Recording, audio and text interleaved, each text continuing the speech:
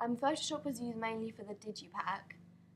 This is because of the layers you can have down here.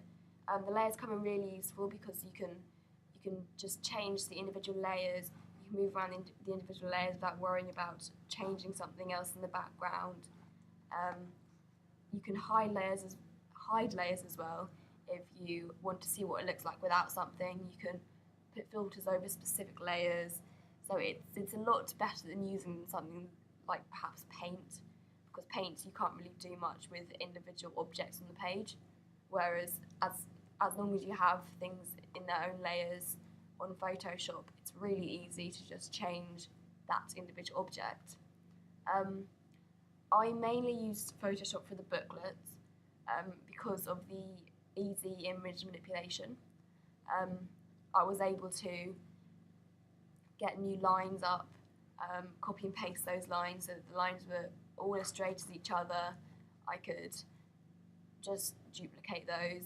I could lock those all together so that they all stayed in the same place, but I could move them up and down on the page so they all stayed sort of the same distance from each other, which was really useful for the lines on the page.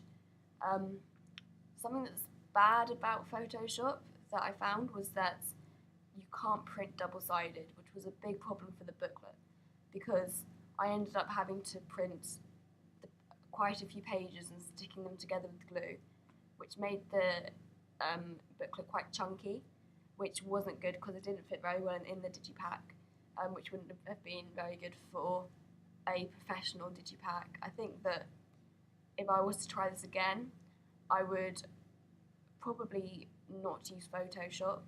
I would find another way of printing double-sided. I might have created the actual thing on Photoshop and then moved it onto a different thing, such as like Word, just made them the right shapes and put them in the right place so that I could print them double-sided easily.